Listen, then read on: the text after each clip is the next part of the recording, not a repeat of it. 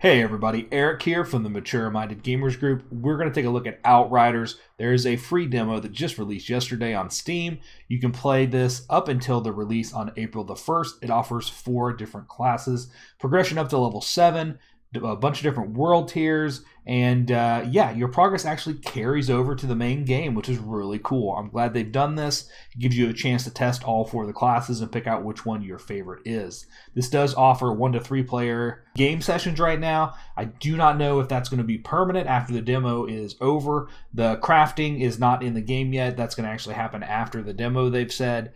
So we don't get really a taste for the crafting. But the rest of the game, what we've seen so far, I'm very impressed with. It gives me some Gears of War, some Destiny, even a little bit of Anthem vibes almost with the special powers and stuff. So far, I've really enjoyed my time with the game. Let's break down some of the key aspects of it right now. Alright, so this is the 4 classes you can pick. The first one is the Technomancer, long-range support with gadgets. You can manipulate the anomaly to animate constructs and bend them to your will, aiding allies and killing enemies from afar. As a Technomancer, you will recover a portion of the damage you deal as health. Next up you have the Pyromancer, medium-range conjurer of fire. Cover foes in flames, incinerate entire squads, and heal your own wounds as enemies fall to your inferno. As the Pyromancer, you will recover health whenever enemies marked by your skills are killed. Next up, the Trickster. This is the close-ranged, hit-and-run space-time. Bend the walls of space and time to appear out of nowhere. Assassinate your enemies and return to safety in the blink of an eye.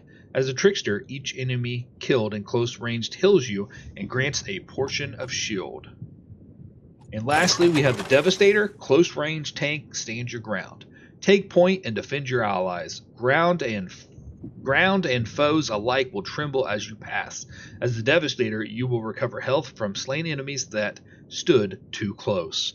Alright, if you notice, a trend to heal in this game is done by killing enemies. So this game is not one where you kind of want to stand back if you're taking damage. You kind of want to run in and just try to murder as many people as possible. It actually works really well. I'm kind of glad the way they did it this way. So far, I've been having a lot of fun with the different combats. The Technomancer is the one I've been playing as my main so far. A couple of my friends have been playing the Pyromancer. One of them is playing the Trickster, and then we do have a tank. And so far, I think everybody likes their class choices, but we're all very excited to try the other classes, and hopefully we can come to a nice arrangement for our party once the real game comes out. So that's the class breakdown. Let's move on to the next. Alright, let's take a look at the class tree. As you can see, there's a ton of different abilities that you can unlock on your way. And also at the end, there's 3 main subclasses you can pick for each one of the classes.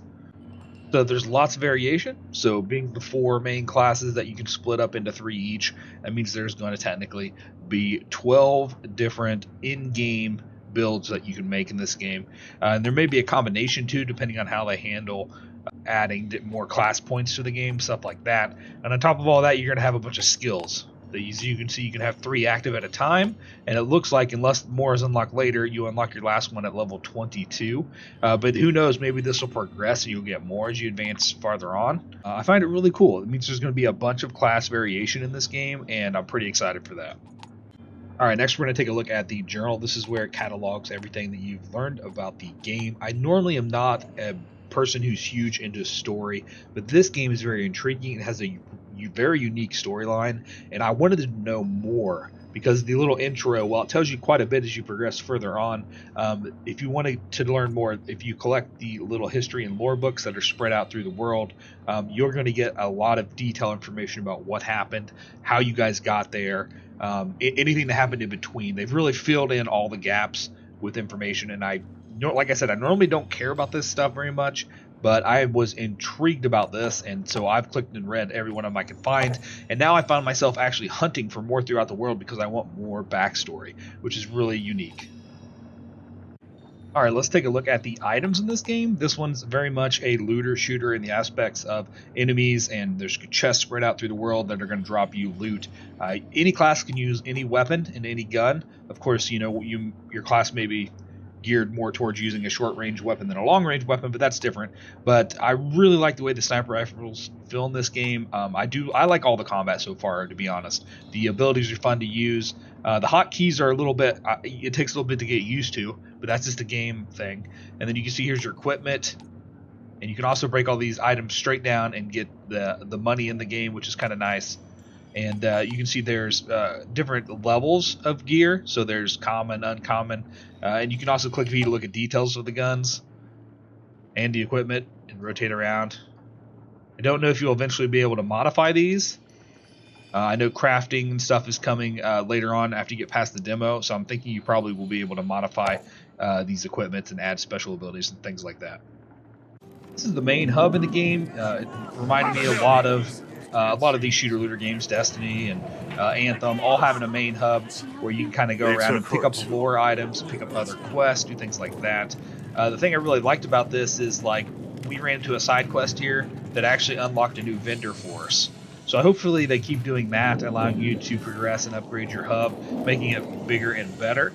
Now let's take a look at the map real quick. As you can see, you're going to unlock different points on the map, and this is just one, obviously for the demo, one area. You can also do world tiers, which is your difficulty. Harder tiers bring better loot. So I really like it. It seems really easy to use, easy to navigate, and figure out what you're doing.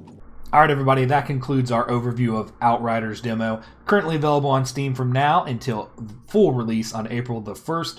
Thanks for watching my video. Please do not forget to hit that follow button to help me keep growing the community, and have yourself a great day.